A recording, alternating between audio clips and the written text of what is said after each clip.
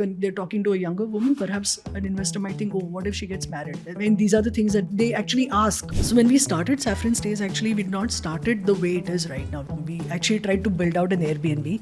And imagine So the Airbnb our in audacity that we were trying to take on someone like an Airbnb. But you need that. Something has to go wrong in your head to think that, okay, you can do something like this.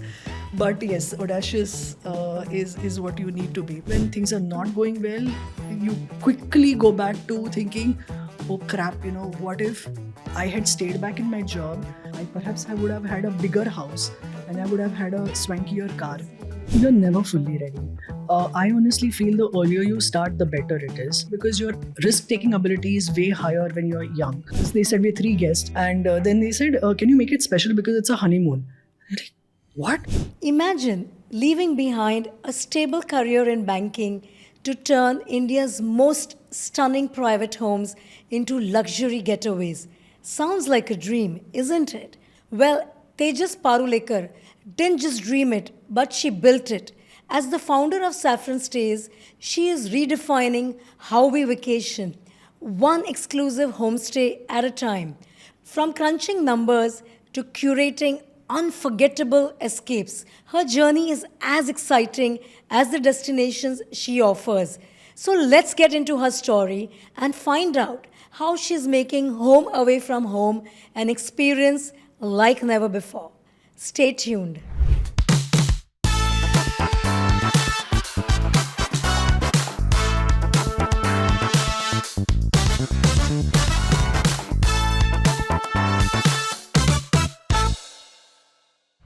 Thank you, Tejas, for joining my show today. And I am very excited to see a woman leader over here who, from a banker, has now moved to giving Indians their dream vacation. So it's really exciting to, I've stayed in Saffron Stays myself. I love the quality that you guys bring in. But I want to really take you back and know about where did this whole thing started, that were you as a child wanting to create this vacation homes, or where did this whole germ start? So first of all, thank you so much for having me. I mean, it's great talking to a fellow professional from the industry, and a lot of common connects and a lot of common stories that we could share earlier. So yes, I think a lot of entrepreneurship stories start with perhaps solving a problem for themselves, and ours is no different really. As a child, I spent a lot of time holidaying in these kind of guest houses because my father worked with the Tatas, and he was an economic advisor with them. And because of that, we got access to a lot of these guest houses, either in Mahabaleshwar or Mathiran or wherever. And the feeling was always that you have the entire property to yourself. You spend like a week. It's very relaxed. There are caretakers there who will come every day and ask my mom, ma'am, aap kya khaoge? And my mother used to feel like a queen over there. So it was nice. Pampering in a very different way. True. So that sort of stayed on. And years later, when we got married, Devin and I, my father again gifted us a stay in one of the Tata Tea guest houses in Kochi. Incidentally, that house is now on Ama Stays. Oh, okay. But then it was not. Then it was part of Tata Tea guest house. And we stayed there. And we kept thinking that, now that my father is retiring, we'll not have access to this anymore. Yeah. And which led us to think that why can this not be democratized? If there are people willing to pay for this sort of an experience, why can we not create those experiences? But of course, our journeys, our professional journeys took us in very different direction. He worked with EY for 17 years. I went on to having a banking job for 10 years. And then with HSBC also for a year.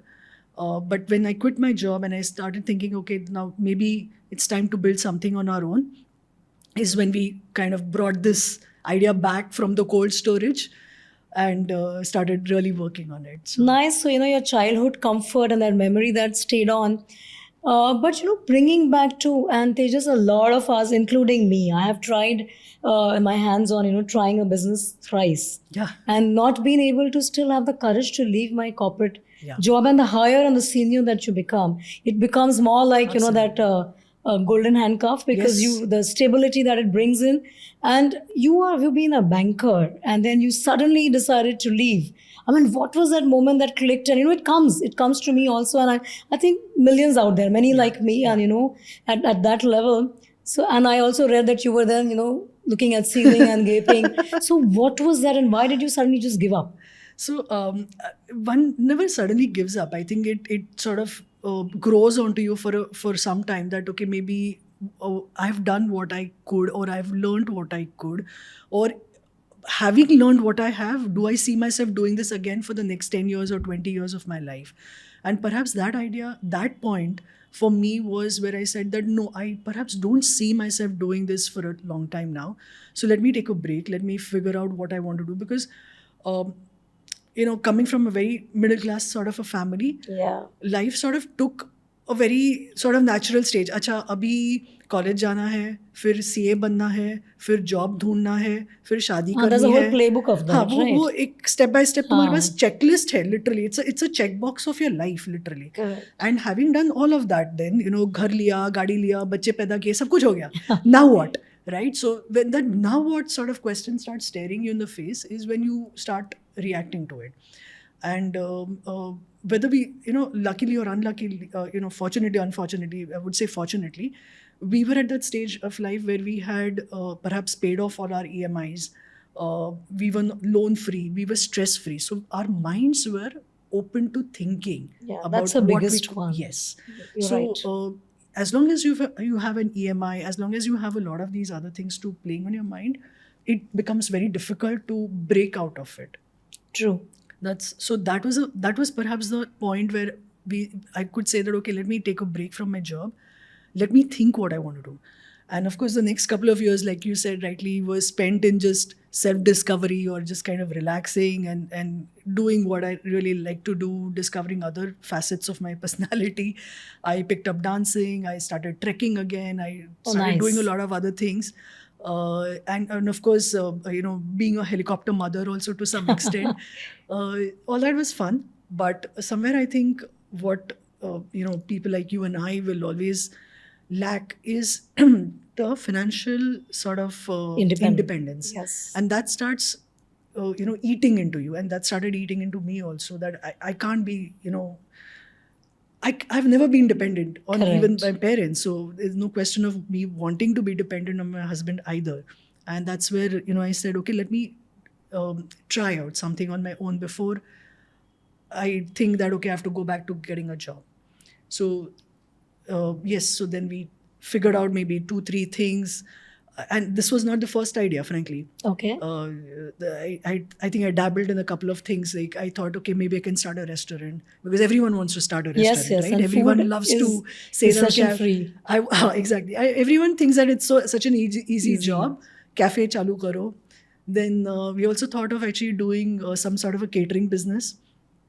But did you actually try that restaurant? No. So like a little trying to get some idea about what it will cost us and how we can go about it. To some extent, also perhaps creating business plans, and it never really got off the start. I even thought of maybe because I'm a CA, I thought I could be an outsourced service for banks or for corporates. That consulting Sort of thing, but even that really didn't work out. And then we thought, okay, let's look at this idea, let's bring it back, and we started working on it. So that's really how it really happened. But I mean, it's interesting, but really coming out, and was it challenging? Because somewhere that financial stability and being a professional, to now really starting it from zero. I mean, there is a problem, yes, and this was also pre-COVID, like 2014, 15 is when we started, where of course vacationing has been, but not the way it took off post-COVID. So really starting, what were the challenges what was hard at that time? Everything was hard at that time because as a business, it didn't really exist. This model was not there. You're right. And homestays and villa rentals existed. So even today, if you have a home, you can start. You have a Airbnb, you have a Make My Trip, you have all these platforms. Yeah, those available. aggregators were there. Correct. You can even start a simple Instagram page and really get that business started. But then, okay, you can do one home. Maybe you can take up another friend's home and you can start. But after maybe 5, 7, 10 homes or 10 villas, you will find yourself really struggling, or you will find yourself struggling to step out beyond a region, right? How do you scale? I think Correct. that's So the scale starts actually affecting you, and so from 0 to 10, you can do it individually. Maybe from 10 to maybe 50 homes, you can do it using processes, or maybe even 100 homes, you can do it using processes and maybe people from the industry. But after 100 is what will start mattering, which is, whether you are able to deploy technology in the right way to scale. So whether you're able to not, and when I'm saying technology, it's not just an app, it's not just a website, whether it is beyond that, whether you are able to also do channel manager using, because how do you otherwise How do you handle get so them? many calendars? True. How do you handle so many platforms? How do you kind of ensure that the pricing is correct, the calendar is updated, and all those things are happening? So in everything that we do today, we question ourselves, can I do this using technology? And we start doing it manually, but we soon look at technology to solve that problem, and that's how then we are able to scale. But was it always a technology first as an idea, or is it when scale started biting is when you all thought of technology? No. Because I So- read somewhere that I saw that you guys are saying that we are a technology company. Yes, yeah. So we are a very technology forward, technology first sort of company. And Devin likes to actually say that, we are a technology company masquerading as a hospitality company. Yes, we are somewhere in between. But technology has been at the core of our DNA from day one. So when we started Saffron Stays, actually, we did not started the way it is right now. We were not an operator. Today we call ourselves an operator, but we were not one then. We were actually a discovery platform. We actually tried to build out an Airbnb. And imagine So the Airbnb our in India. audacity that we were trying to take on someone like an Airbnb. Oh, but you need that. you Yeah, only need to have that audacity Ha, to. you need to have some, I don't know, something has to go wrong in your head to think that okay, you can do something like this. But yes, audacious is what you need to be. But when we started, we realized that okay, let's build like a discovery platform, and we actually ended up having 2,000 homestays across the length and the breadth of the country listed on our platform. But can you imagine 6 months into the business, how much business did we do? So by just getting listing Yeah, of people coming, I don't know, maybe 5 crore, 10 crore? zero. Zero. Zero. Wow. Like literally zero, because all we were doing is creating a platform for discovery, right? And whether we like it or not, the way consumers always look at it is that they think, acha, ye to dikh raha hai mujhe. So the visits on our website were through the roof. We would have fabulous engagement on our platform. A lot of people would come and see. But what they would eventually do is they would call up Directly, that owner yes. directly and do a booking directly. Okay. And the owner would also not see much value in what they're doing. They would say, okay, let me save this 10% or whatever I have to pay Saffron Stays by taking a direct booking. So we are not really solving anyone's problem by that. So you just became a free discovery, or maybe no listing fees also. Correct. Wow. So that was very brutal. And again, serendipity sort of plays a role in these things, right? So I remember one Parsi family, Parsi gentleman, approached us and he said that I have this lovely home in Mathiran. It's a 100-year-old home, but I can't run it. I can't operate it. You have to run it for me. And we kept saying, no, hum log to operator nahi hai. We don't understand hospitality. We don't want to get into this. And he said, nahi, ab dekh ke to aao, dekh ke to aao. So finally I went after I think a couple of months of this discussion, and I went and saw, and I was like, wow, this is what actually my childhood memories are all about. It's a beautiful bungalow. It's still with us after 10 years, I'm very proud to say. Nice. And it's called Parsi Manohar. It's at Mathiran. And so I remember the call I made to Devin from there, and I said that even if I have to be a manager of this property, I will be, but we have to do this. And then we realized that this is a need gap, that there are these ultra HNIs, there are these HNIs who have these beautiful homes that no one is looking after, that they are scared to monetize because they're not sure of who will come and stay there. They're scared to give to local brokers because you don't know who'll go there Yeah, and yeah. do You don't want what. your quality and the house that you've made Yes, to go you down. keep it shut, and the property starts, deteriorating very Deteriorating. fast. You keep it shut, and you don't know what the caretaker is doing over there, True. right? So you need someone who's a trusted sort of a partner who can handle and run this for you, and does not bother you for the small things. कि अच्छा यहाँ पे bulb खराब हो गया, यहाँ पे caretaker भाग गया, यहाँ पे whatever it is, Yeah, yeah, lot of those things. or to handle customer queries which can come at any point of time. So they need someone like us to run this. Once we identified that need gap, we completely pivoted. Like we went from those 2,000 listings, we brought it down to one, which is this house. So in now you Matheran. became more quality and Yes. being operating. So the three things that we were not in control of when we were an aggregator, which is the calendar, the pricing, and the experience. We solved all these three by actually becoming that operator. Amazing. This is insightful for me also. Yeah. And the minute that happened, it changed the game. So it was a very slow sort of build for us, because every time we had to go and sit in front of an owner, we had to explain and educate, and a lot of time that went into that. So the second pivot, or the second milestone sort of came when COVID happened. And that's where post-COVID sort of... Yeah, the whole breakaway and people wanted to Correct. travel Yeah, and people were desperate. desperate. Yes. They could not go to hotels. They needed, private and bubble sort of spaces, so that they are protected. The fear was still there. So this whole Yes. race traveling with the fear was Correct. on, right? Yeah. So they were forced, in a way, to try out villas and homestays, and they were hooked. The minute they went in there, they suddenly realized, wow, I get the same comforts that I get in a 5-star in this villa. I get home cooked food in this villa. I have the privacy. Privacy. My kids can run around.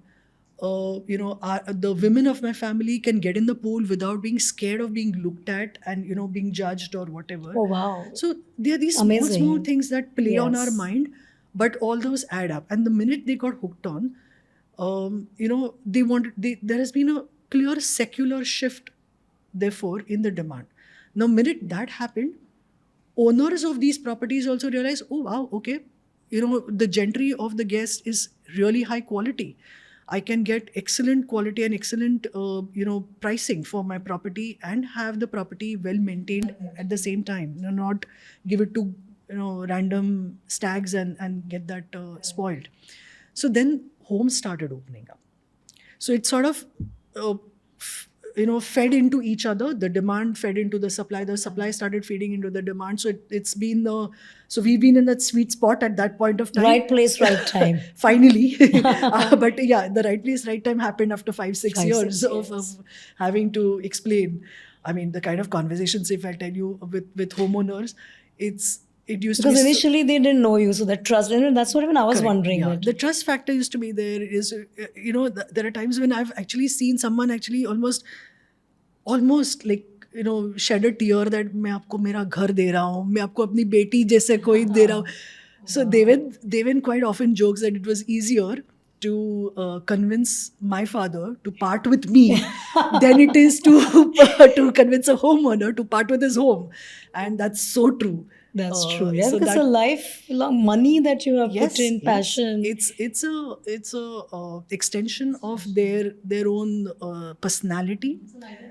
It's an identity that they've poured into. Because when it comes to say urban homes, apartments, they are typically they're cookie cutter, right? Largely, they're what a builder gives you.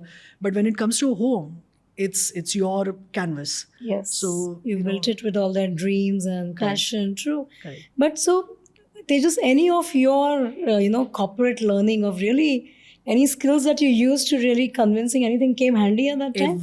Everything. I think not a single thing that I've learned in all of my corporate life, including my articleship days with EY, KPMG briefly before that, ICICI, big role to play in everything that I do today. And I think one of the biggest things is tenacity. It's taught me to be very diligent, to have a lot of attention to detail, and it's taught me to be very disciplined, right?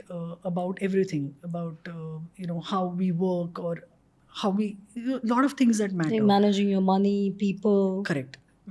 Relationships, contracts, everything. So in everything that we do, I think some of those, that foundation never goes away, and that's something that I keep telling, trying to tell my kids or anyone that, or even Gen Z today, who want that instant sort of gratification, Yes, right? They're looking absolutely. for, they say that, okay, if I work X, I should get Y, right? The And they, immediate they want reward, that yeah. immediate thing that, okay, if I take on additional responsibilities, I should get additional income right away. And I try telling them that, look at it as an opportunity, because whatever you learn will yield you results and yield you rewards, maybe not right away, but 5 years down the line, 10 years down, and then nothing ever goes waste. Everything comes, to your help, to your rescue, and helps you out in future. I think that's true because this is where they have to learn patience. Correct. And all the learning that you are accumulating now will reward. Absolutely. But have that, patience. And I agree. So tell me, so this was the time when really COVID and the bubble burst and people were, the whole revenge travel, as they were calling, came in. But there were all these visitor rooms, Amma stays, like you said. You guys are also there since a while. So then what was your USP? Because you were pivoting. Correct. So, what is really Saffron Stay's differentiation or USP vis-a-vis all these things that is, So as a product, perhaps more or less everyone is on a similar line. Whatever, give or take, someone might be in the premium segment, some of them might be in the upscale sort of a business. So it's more or less very, very similar. I think as a brand, we've taken a very different sort of a plank, and as a brand, we've taken the plank of where families bond, right? So very emotional sort of a this. yeah, that is India for you, right? Correct. So, yes. Yeah. What we realized is that Nice. traditionally hospitality, and if you look at even hotels or the hospitality industry, typically has been about amenities. So when they defined luxury, they always defined it in terms of, the three C's, which are your chocolates, chandeliers, and caviar. Oh, that's Right? how is it Yeah, defined? It's yeah. interesting. Chocolate, chandeliers, and caviars. Caviar, right? So that's how you typically, Hospitality, luxury. hospitality, the Okay. luxury hospitality has been always sort of defined. So Italian marbles, and we have walk-in showers, or whatever they want to call it. And we realized that if we have to take on someone like that, so I don't benchmark myself against a Stay Vista or a Ama. I benchmark myself against a Taj Marriott and or a Marriott. Taj, and because that's my competition. What should I do to make the guy who's deciding to go and stay in a Marriott to come to my property, to come to Saffron Stays instead? So that's Lovely. where I'm looking at, and everything that they, or the hospitality industry, I would say, has called as luxury, we've turned it around its head, and we've said that, okay, luxury is not any longer about Italian marble. Luxury today is about visual ownership. I come to this property, and for that weekend, that property is mine, right? I have these stunning lawns, which only I use. I have these beautiful mountains that I can open my bedroom. When I wake up in the morning, I see this stunning Himalayan mountains right outside my window. That is luxury to me.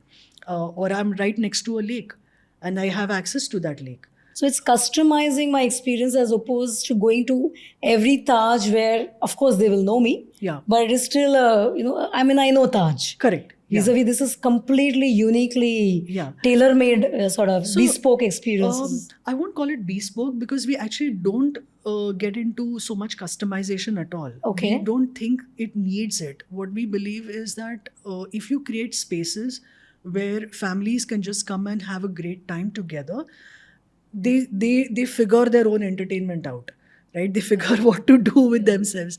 So initially, we used to have a lot of guests who would come and say, यहाँ आजू बाजू करने के लिए क्या है?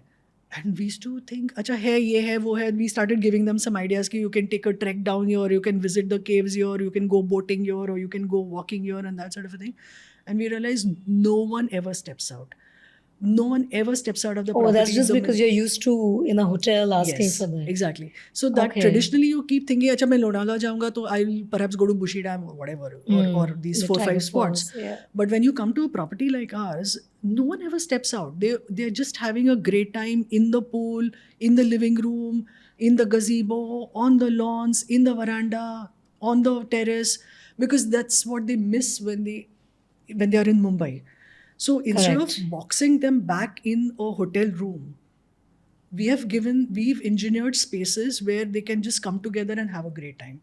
So when we look at properties also, we look at what are those uh, places where people, the families or the group can congregate, they can come together, and that's all we pay attention to. So we say, okay, bedroom theek hai chalega, it has to be clean, neat, certain check boxes have to be there, sleep quality of the bathroom, etc.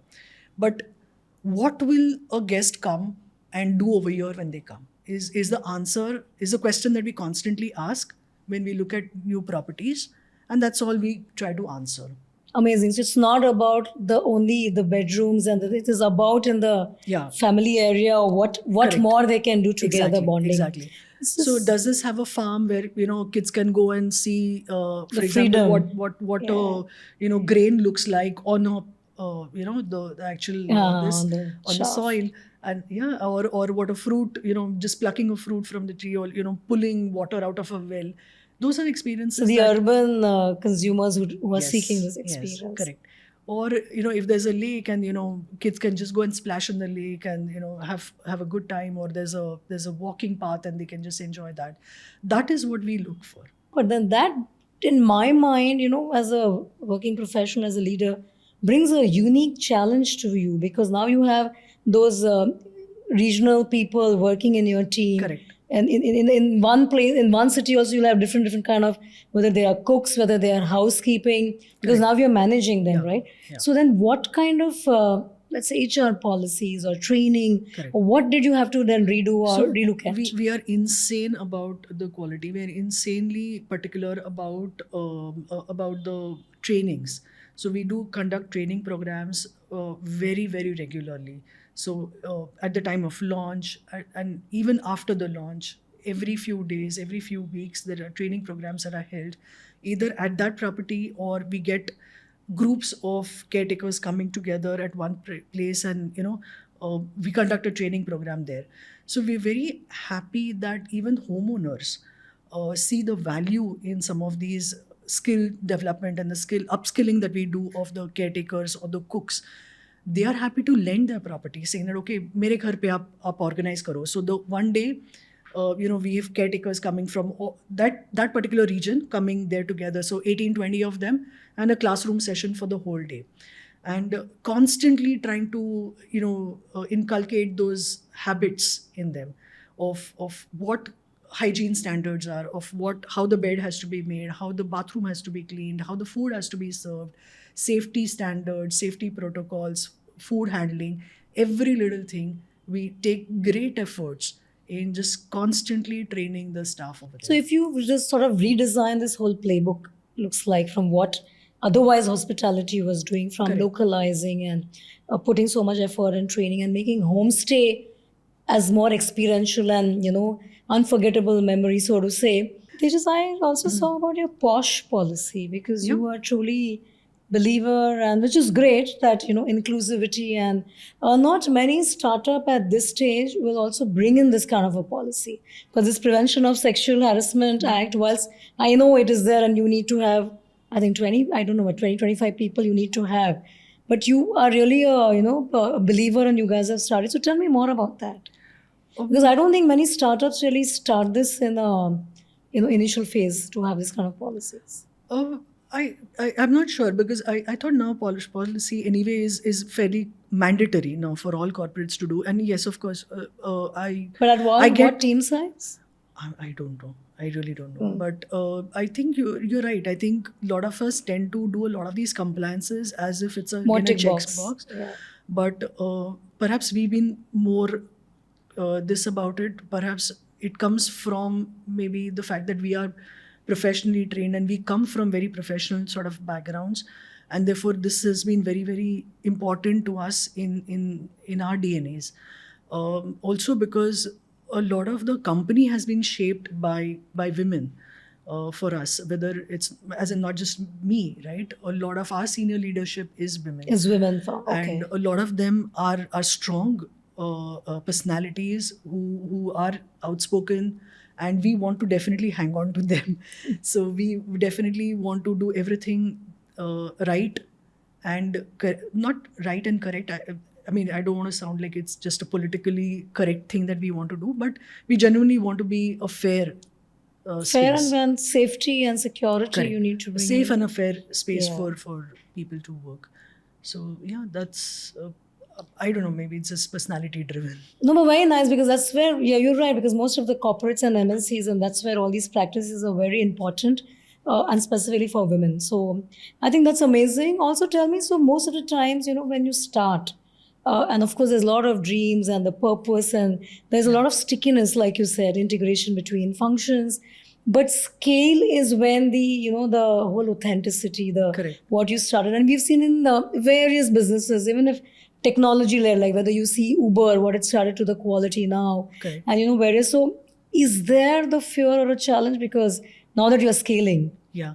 So how are you looking at managing that, maintaining the experiences of what you guys have started as your purpose? So okay, so what the way we've scaled is quite different from how maybe some of the others have scaled.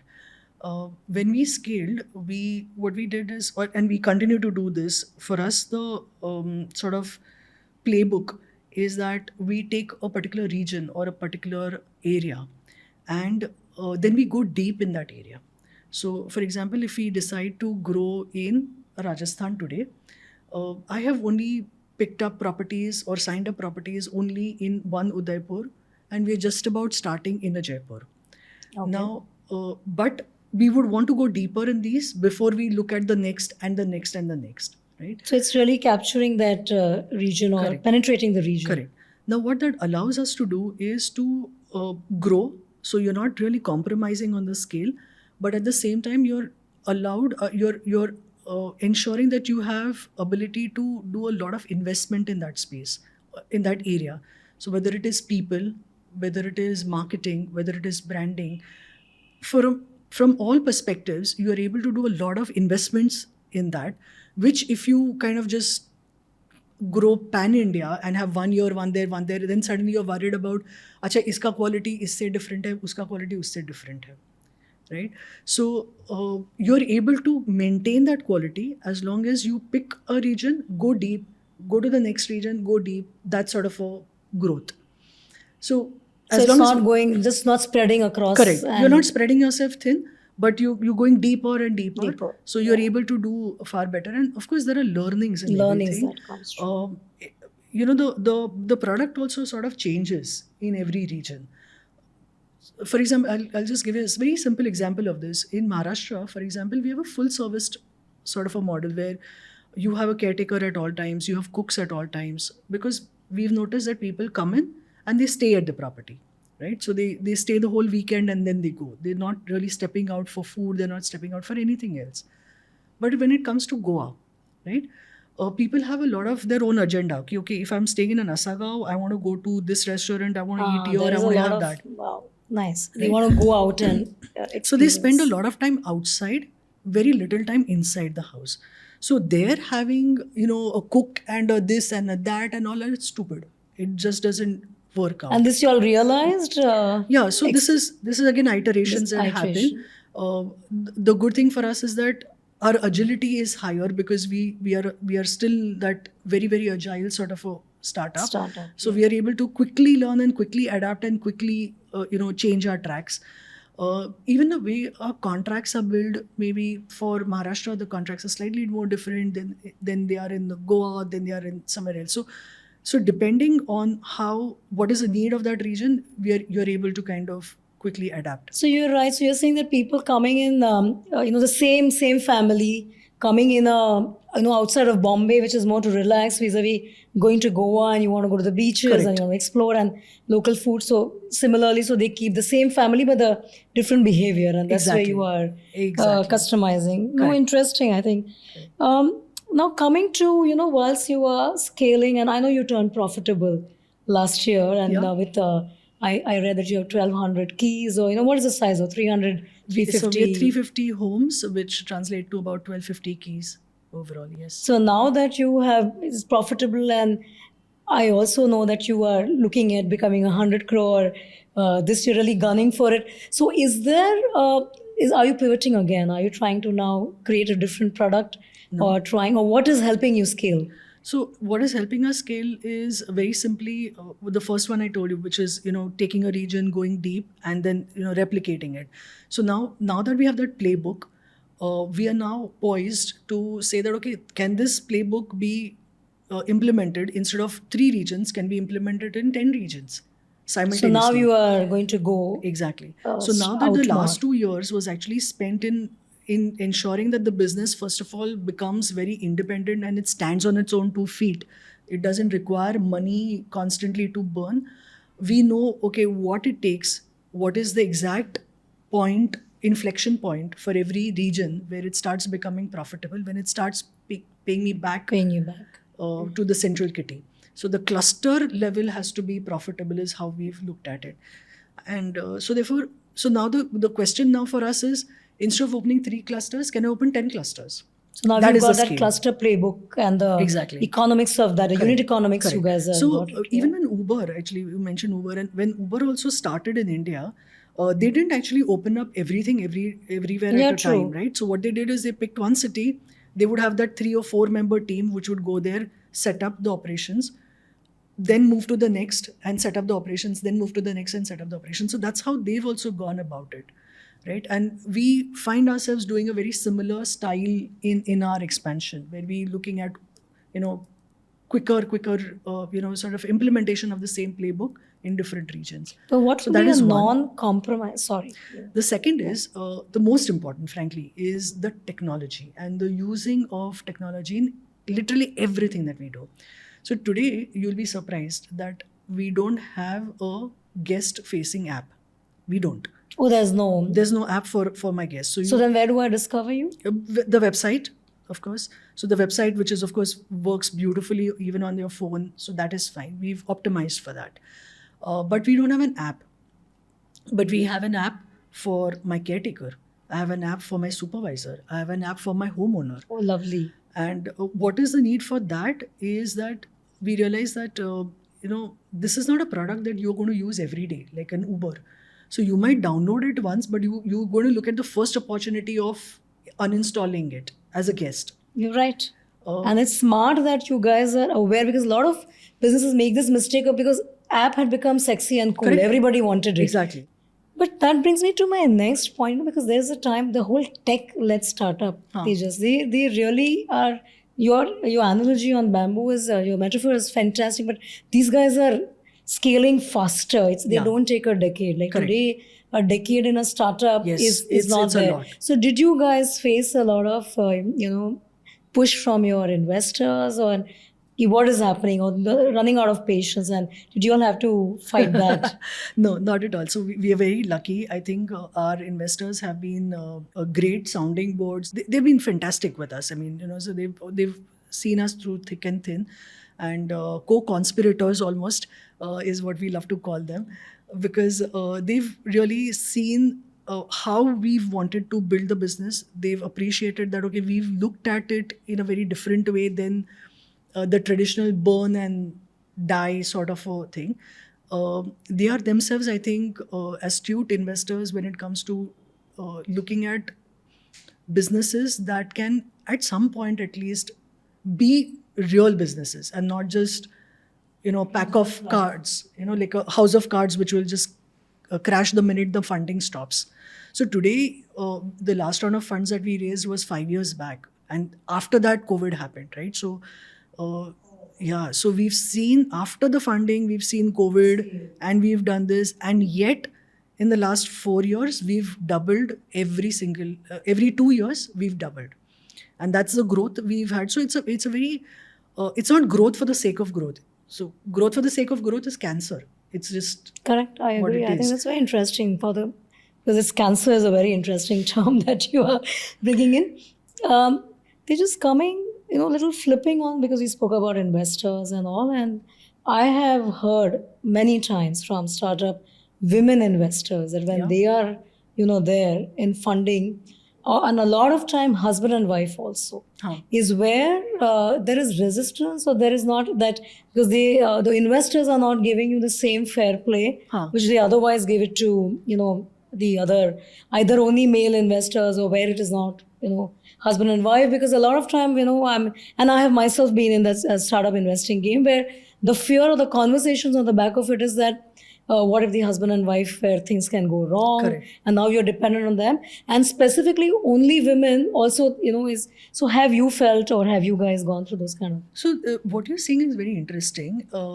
I think one of the biggest reasons that startups fail is when your founders can't see eye to eye after a point, and they start having They very start. divergent sort of views about how they, and most startups fail at that.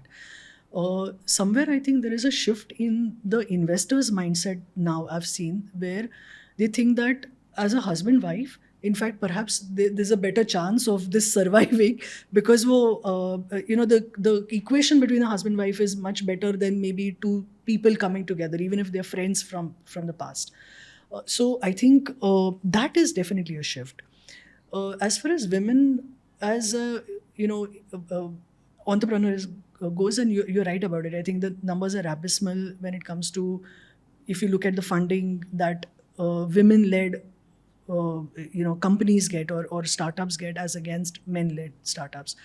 I have been perhaps lucky at this, where whenever I have interacted with investors, maybe it's my age, maybe they think I'm past a lot of the so-called things like, for example, when they're talking to a younger woman, perhaps an investor might think, oh, what if she gets married? I mean, these are the things that they actually True. ask, right? Or they They ask actually also. do ask, Yes. and that's what is quite, I don't know, insulting.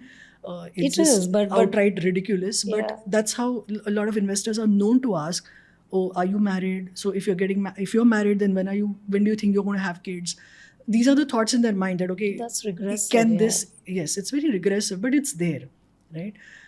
Maybe I'm that age where people think, Ajay, she's past all that. Or maybe there are no distractions in her life. Maybe that's how they look Also, at me I and think you're professional with being a CA and banker, and I guess maybe yes, all of that's that, another yes. thing.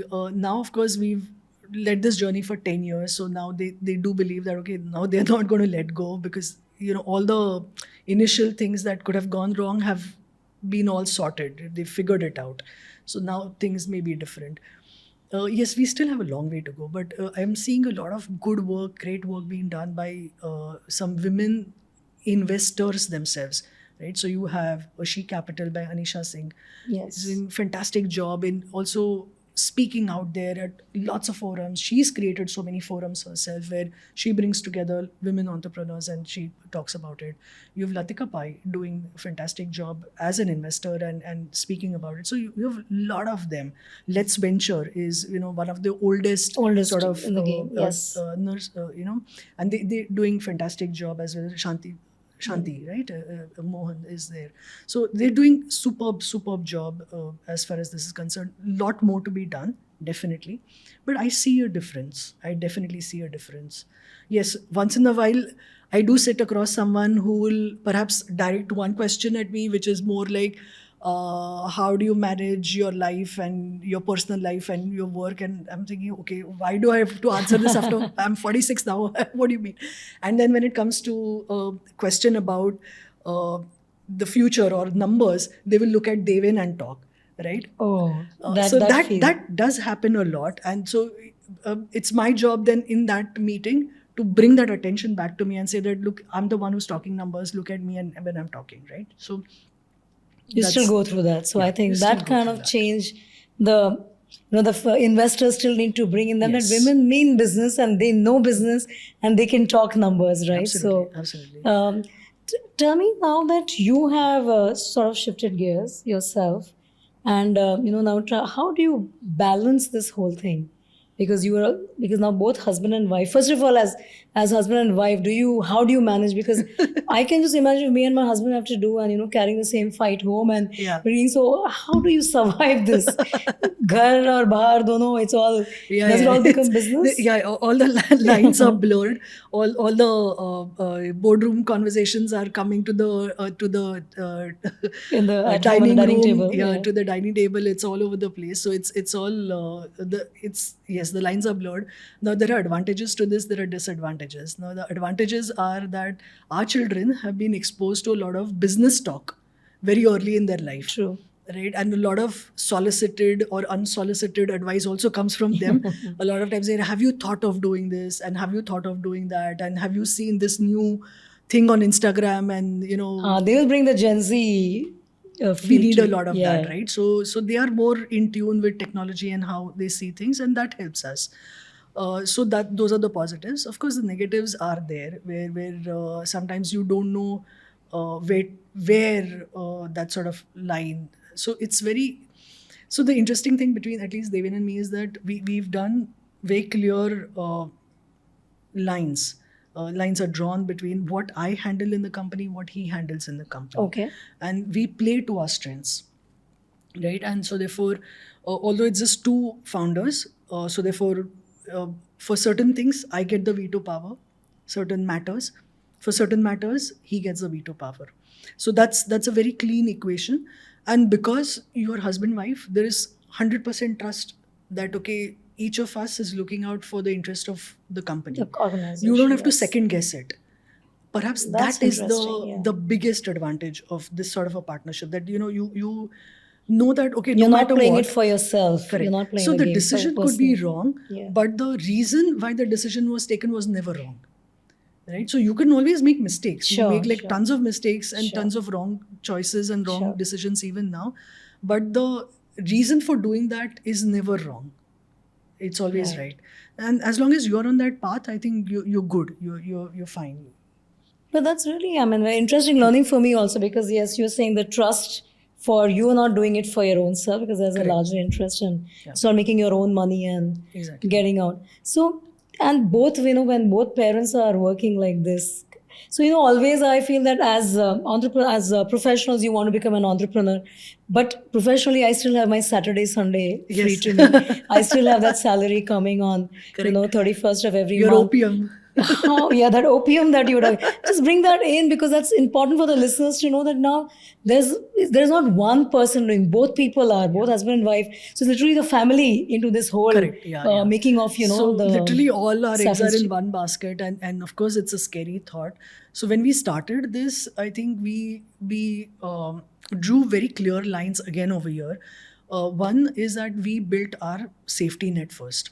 So we said that okay, if this doesn't pay you for the next 5 years, no salary also for the next 5 years or 7 years, are we able to financially take care of ourselves? So that's the right? first big That's the important first, financial very, very important. independence. Second, like I told you, no EMIs.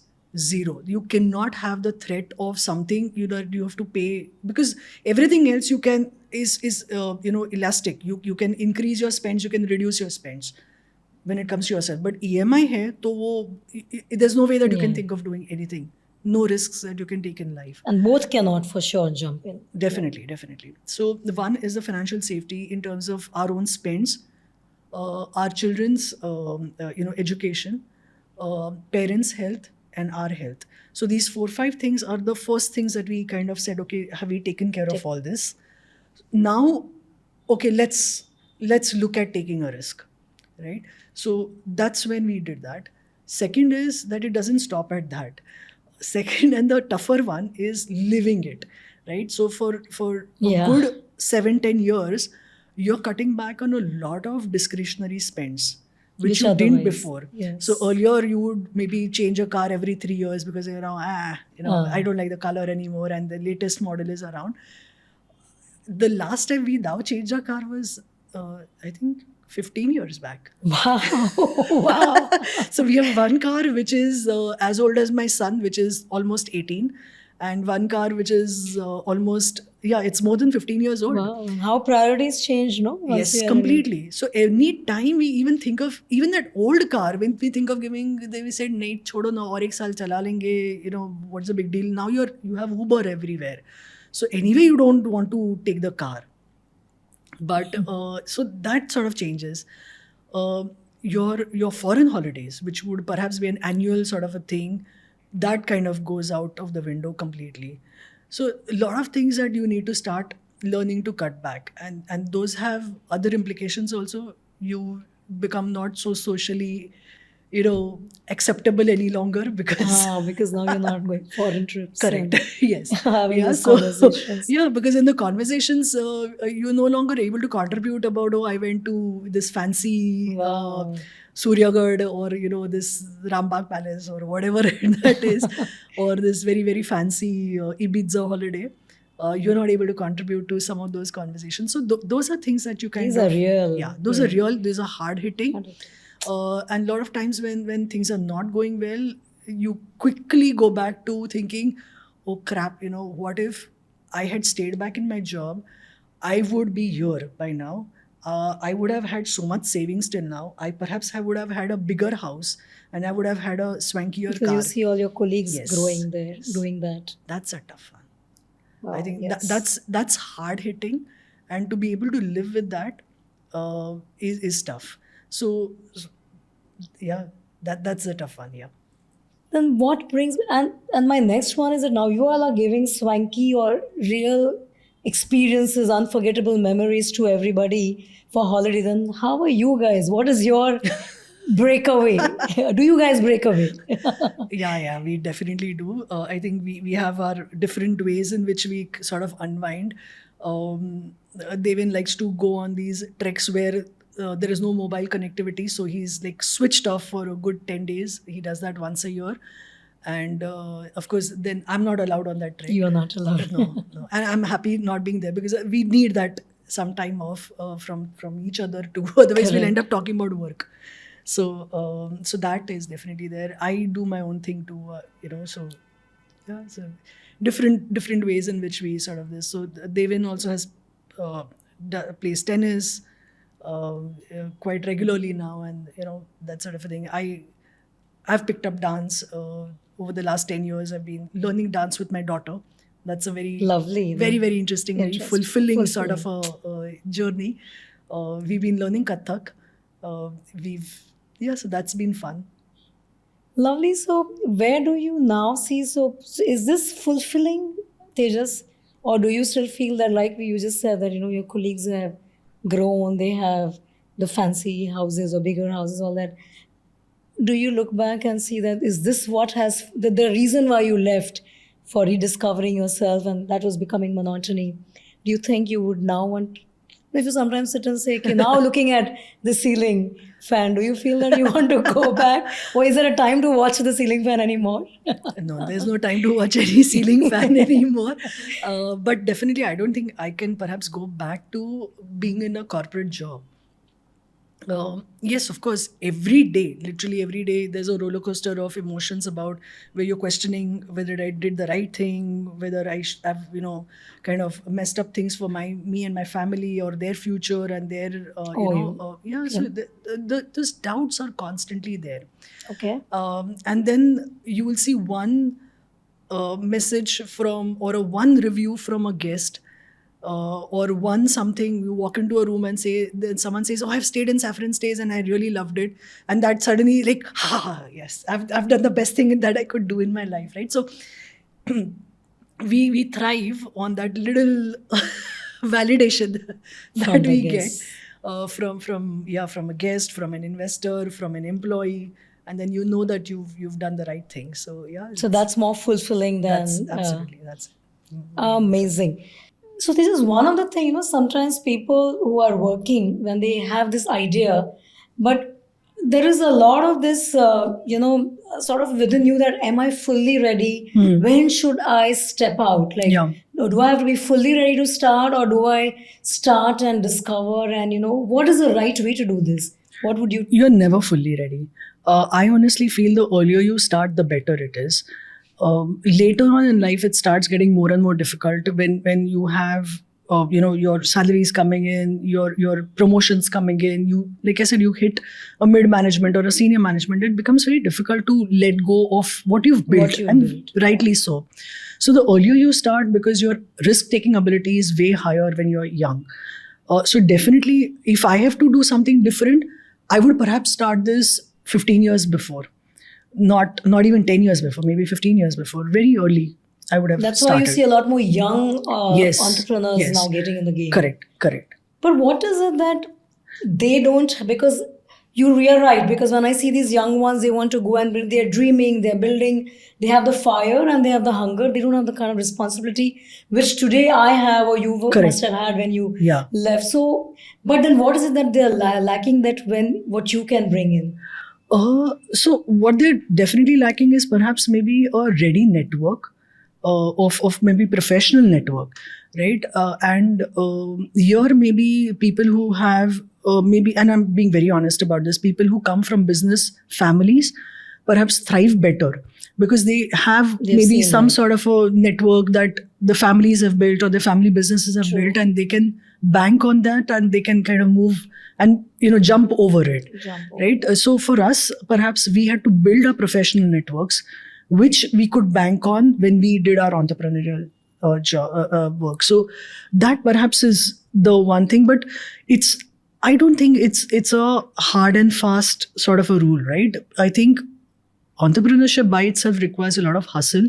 It requires a lot of ability to hear no's, to hear doors being slammed in your faces, which you are not used to. Which you're not used to. But when you're younger, maybe you're able to hear that much easily than when you're a little older, right? Then your ego starts building. Maine ye kiya hai, I'm whatever. True. Partner at EY. So that sort of plays on your mind sometimes. That's easier when you're younger. So just start early. You're never fully ready. What you need to do at whatever point you are at, what you need to do is to know that this is the long haul. That this is not something that, you will get necessarily success within the first 3 years. And if you're not successful in the first 3 years, does not mean that it's a failed idea. Awesome. That is very important to know, that you have to be at it for a good 10 years, 15 years to actually start seeing some real success out of it. So if you're able to commit that sort of time mentally as well as financially, then you should jump into it. I think this is interesting because this is where a lot of our young the Gen Zs or the millennials who are coming out, and they feel that they like what they do at work also. Sometimes they just want, okay, in 6 months I know, in 7 months, and they're jumping. This is not the game to jump. You really need to believe in what you've started. You have to have the ability to pivot, from what I'm understanding. Correct. And it is like an investment game. The longer you keep, correct. It at some point it will show you the growth. Absolutely. As long as you have the resilience. You can't just एकदम लगे रहो मुन्ना भाई type ही है. You have to be every day. You just get up and show up. That's it. Every day you just have to push yourself to do that. It's an everyday struggle. It's an everyday fight. It's an everyday win. It's an everyday battle. It's an everyday loss. So it's everything all at once, every single day. Even I'm getting goosebumps, because I really am thinking that it really needs a resilience. And amazing that you and Devin have come out and are working towards it, and for we're working. We're still work in progress is what we believe. You're not. So how do you see the growth with the India growth and all? Do you see a connect there for your industry? Where do you see the industry going? No, so absolutely. I think hospitality industry, we all know is one of the sunrise industries now. We've seen massive investments happening in this sector. The sector by itself, the hospitality overall industry, which includes your hotels and everything, it's growing at about 10-12%. Our industry, which is, I'm not sure whether I can call it industry, but our space, which is the homestays and the villas and the alternate accommodations, it's growing at a 30% compounded growth. Double, triple that. So it's growing at a massive sort of a rate. And players like us, we are growing at a 35-40%. So that is the sort of growth that this industry is seeing. That is a sort of investments that this thing is seeing. So I mentioned earlier that this has been triggered by not so much investments in hospitality, but investments in the road and the infrastructure that has been built out. So hospitality That I is found very interesting. So it's actually the India infrastructure exactly. investment which is Correct. done by the government. Correct, absolutely. Where So it's the roads, it's the highways, it's the Vande Bharat, it's the Udan to those airports which are coming in the tier 2 and tier 3 cities. All the of small that. So city. connectivity is going to be the key to the growth, and it's in everything. So all, frankly, the government has to do today is to just build this Build the connectivity, infrastructure. and all industries will thrive, and everything, all businesses, services, everything will thrive by just if there is connectivity to the last mile, to the smallest of the town and the smallest of the regions. So that's going to be critical. So I give you an example of the Delhi Dehradun one. Correct. You similarly have All these corridors that are coming up, right? corridors that are coming up. The Mumbai Delhi corridor that will come up, which is going to fast track, and you're going to see a lot of activity happening there. So our industry is going to benefit from that when people start going there. We've seen Samruddhi Highway, which is going to open up very soon now in June. Yes. And suddenly there's a flourish of activities around that area. You've seen religious tourism. You've seen what Mahakumbh did. Yeah, Mahakumbh. Right? Yes. And it's Ayodhya. incredible. So you have Ayodhya, you have Mahakumbh. Suddenly UP is on the map of tourism. Yes. For people and even for operators like us. We're looking to sort of be there and invest heavily in this segment, in the religious tourism, Because makes sense. You're seeing more and more last mile connectivity, smaller towns, which also becomes experiences. Exactly. And there you're not really looking at resorts and hotels, which take time. Correct. But these homestays become easier to Exactly. access. Absolutely right. What you said is a bang on. Hotels take a very long gestation to construct, to build, because they are built with a particular thing in mind, right? So they have to be built with a particular design and everything for a particular brand. So very long gestation periods to come across. But homestays, homes, bungalows can come up very fast. So that gap which is happening, and good, because I'll just touch upon this, that today we have about 180,000 branded hotel rooms across the country. Branded hotel rooms, okay? We're not talking the unbranded ones. Sure. So that's supply is less, right? very less. Demand. 180,000 branded rooms is as much as you will find in one Las Vegas. Yeah. Okay. Wow. Okay. No, so imagine the perspective, right? So that's huge that's a big gap, and you have a growth. India, GDP running at a 6%, Yes. which is largely consumer driven. Yes. Yeah, it's a consumer driven. So therefore, this industry Travel also has to growing grow. at 10%. 12%. Yes, exactly. So that's also outpacing the GDP. GDP growth, and the supply, however, in this segment is not at all commensurate. It's not catching up. It's going to take much longer. So the gap that is getting created will be filled by the alternate segment necessarily, and which is what you're seeing now, which is why this segment is growing at 30%. So, bringing to my last thing before we get into some fun, what would be your advice now that you have done this 11, 12 years of journey to all the young, entrepreneurs who are wanting to get in the game, and even women, entrepreneurs? So, what would be your advice to them? So each person's journey is different. Each person's ambition is different, and journey is different. So a lot of times one has to not beat yourself down by thinking that, okay, I tried something, it didn't work out, I'm not meant for this. It's just perhaps wrong place, wrong time, wrong thing. So you have to try it out, and you have to really give it your all. Second is, like I said, having that safety net very, very clearly in your mind that, okay, this is what happens if this doesn't work out. For the next 5 years, I should be able to kind of not be in a desperate situation, or I don't have to, because you are going to get very, very tough situations where you will come to a point where you think that, okay, ye band padega, right? Where do I pay my next salary from? where do I pay my vendors' bills from? At that point, you should be able to survive and not get desperate to shut it down.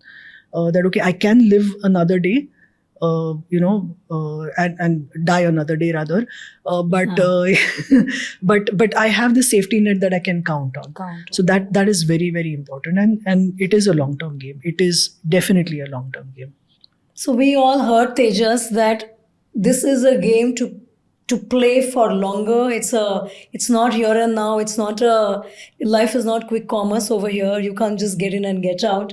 You just have to have your resilience, and the kind of resilience you are showing, and the real life, the really raw truth that, this is what it will take. You will not be a part of social circle. You will not be having your fancy holidays, but the happiness and fulfillment Yeah. that it gives you when you get the review. So from here now, you and I are going to have a little more fun from the serious conversation. So are you on for it? Yeah, sure. Bring it on. So some of the fun questions now. What's the most unusual or hilarious request you've got from the guest at the property?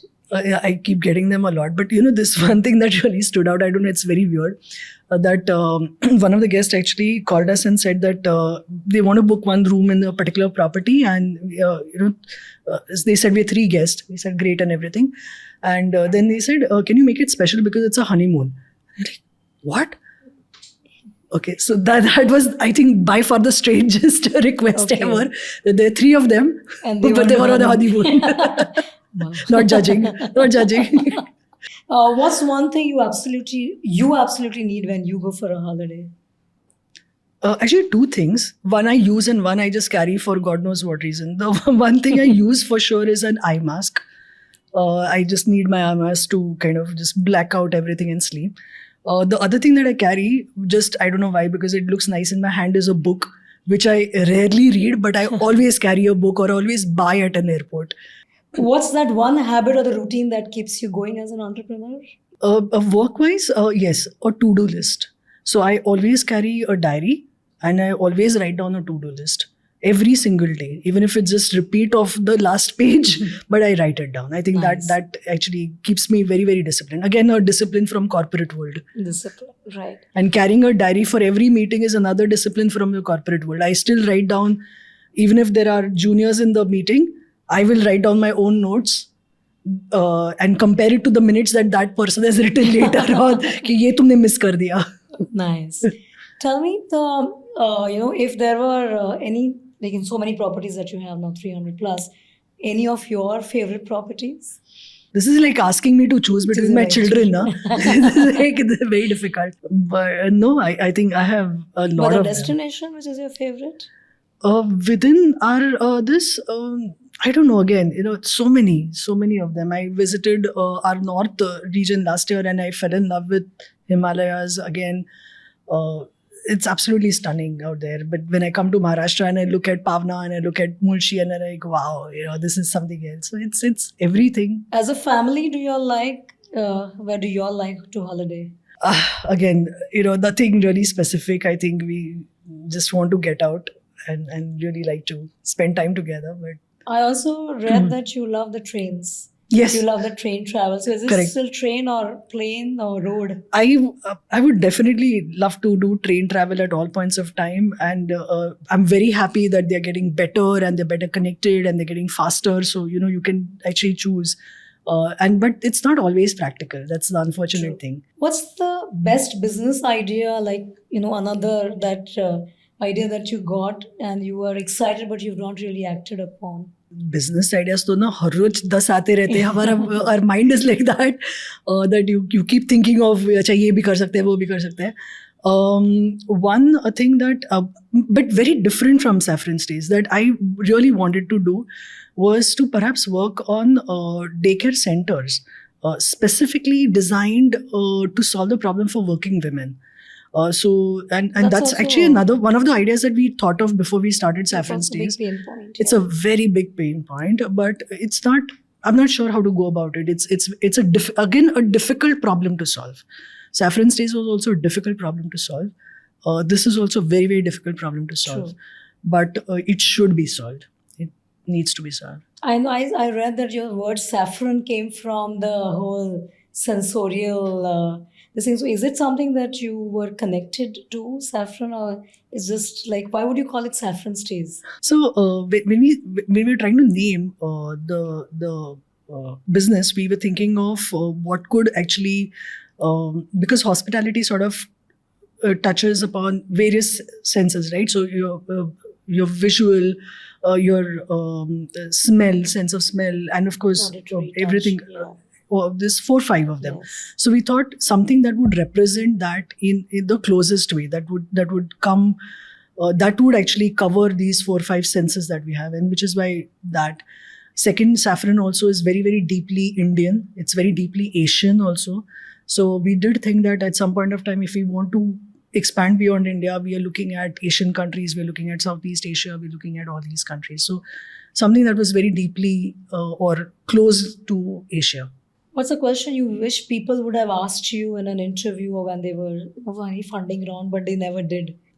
Could be that I think you did ask me actually today but not very often I'd get asked, is that when most startups are focused on scaling and growing at all costs, Correct. why did you choose to build a sustainable business, right? Why did you choose that path where perhaps you've not grown bonkers, but you've grown, of course, but you've not grown like crazy, but you've still built a business that has been sustainable?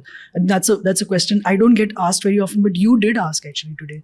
Thank you, Tejas. But what is that one advice or thing you want to give it for my show? For your show, Yes. I think it's a brilliant platform, and I think you if anything else, I think it should inspire you to take up an entrepreneurial Yes. journey yourself and take that plunge and just kind of go with it and see where it takes you. No holds barred, nothing held back. So yeah. In fact, that's- whilst you were talking, I was counting the rupees in my head. How much do I have? 4 years, 5 years, when can I? Because it's important that at this age, but at the same time, just go ahead and do. Yes. You've really, really inspired me, Tejas, and thank you so much for being here. Thank you so A much great for time. having me. I had a great time too. Lovely discussion. Lot of very very hard hitting questions, I must say, that you've asked, and very specifics. You've gone into the very, very Yeah, because like I said, I wanted more candid, Correct. and more open, authentic Yeah. conversation. But thank you so much Thanks. for Thanks being a lot. candid. Thank you.